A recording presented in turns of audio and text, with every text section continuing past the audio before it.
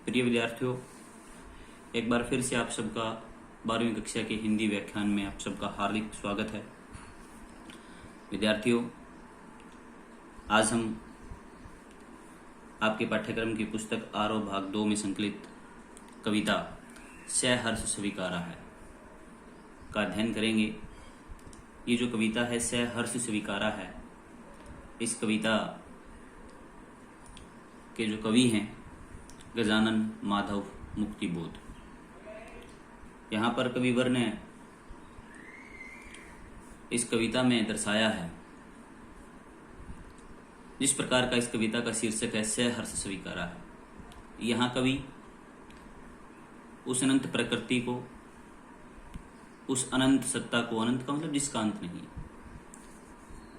उस एक ऐसी शक्ति को जो प्रकृति में है, जो परमात्मा से संबंधित है, उस शक्ति को अपने जीवन में कवि ने सहर्ष स्वीकार लिया है। अर्थात सहर्ष का मतलब खुशी के साथ। यहाँ कवि कहना चाहता है कि मेरी जिंदगी में प्रकृति से, उस अनंत शक्ति से, उस सर्वशक्तिमान ताकत से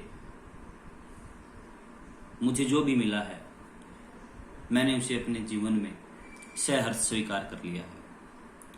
तो उस परमात्मा रूपी, प्रकृति रूपी अनंत सत्ता, जिस सत्ता का कोई अंत नहीं है, सत्ता का मतलब वो शक्तिशाली सरकार, उसको स्वीकार कर लिया है। और कवि कहना चाहता है कि मुझे अपने जीवन में चाहे दुख मिले हैं, चाहे सुख मिले हैं, चाहे अच्छाई मिली, बुराई मिली, जिस प्रकार से भी मेरा जीवन जो चल रहा है, मैं उसे ये बात सोच करके स्वीकार कर रहा हूँ कि ऐसा जीवन मुझे उस अनंत सत्ता से प्राप्त हुआ है। इसलिए मुझे उसे हंस के, खेल करके और अपने जीवन में खुशी के साथ मैंने उसको स्वीकार कर लिया है। इसलिए इस कविता का शीर्षक भी यही है, सहर्ष स्वीकारा है। तो देखते हैं कवि ने क्या स्वीकार किया। जिंदगी में जो कुछ भी है, जिंदगी में जो कुछ है, जो भी है, सहर्ष स्वीकारा है। कवि कहता है कि मेरी जिंदगी में, मेरे जीवन में मुझे जो भी मिला, चाहे वो कम रहा हो, ज़्यादा रहा हो, खुशियाँ मिली हों, दुख मिले हों, उसको मैंने खुशी के साथ स्वीकार कर लिया। इसलिए जो कुछ भी मेरा है वह तुम्हें प्यारा है।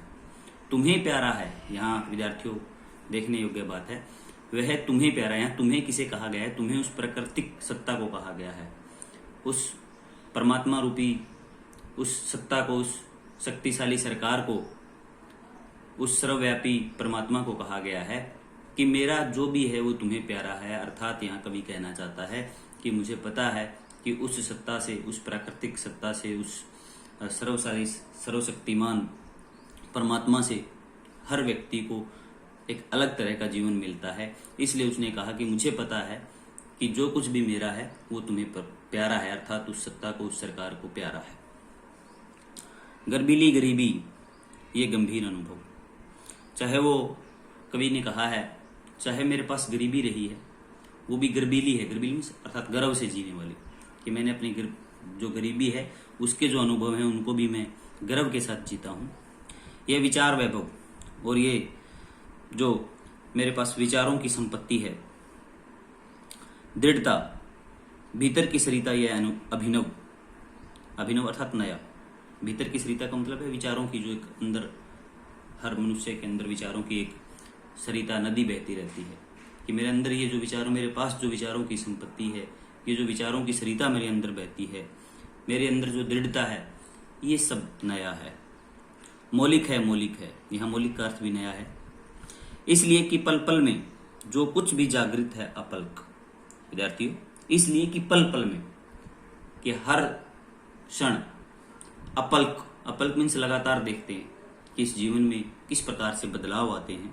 इसलिए कि पल पल में जो कुछ भी जागृत है, अर्थात जो मेरी आंखों के सामने है, जो लगातार घटित हो रहा है, संवेदन तुम्हारा है, ये मेरी तुम्हारे प्रति संवेदनाएं हैं, ये मेरी तुम्हारे प्रति भावनाएं हैं, कि इस पल पल बदलते जीवन में, इस पल पल घटित होते जीवन के अंदर जो भी घटनाएं मेरे जीवन में घट रही हैं, मैं उनको खुशी के साथ स्वीकार करता हूँ, क्योंकि मुझे ये पता है कि मेरे जीवन में जो कुछ भी मुझे मिला है वो सब उस असीम सत्ता के द्वारा, उस असीम सरकार जिसका कोई अनंत अंत नहीं है, चाहे वो प्रकृति या परमात्मा है, उसके द्वारा पर्दे है, पर्दे मतलब दिया गया है, और जो परमात्मा के द्वारा मुझे जीवन दिया गया है, उसमें चाहे गरीबी रही हो, चाहे वो मेरे विचारों के अनुभव रहे हों, चाहे वो किसी भी प्रकार से मेरे जीवन में कोई खुशी रही हो या दुख रहा हो, उन सबको मैं खुशी के साथ स्वीकार करके और आगे बढ़ता हूँ। तो विद्यार्थियों, आज का हमारा जो ये पद्यांश है वो यहीं तक। अगले पद्यांश को हम अगली कक्षा में पढ़ेंगे। धन्यवाद।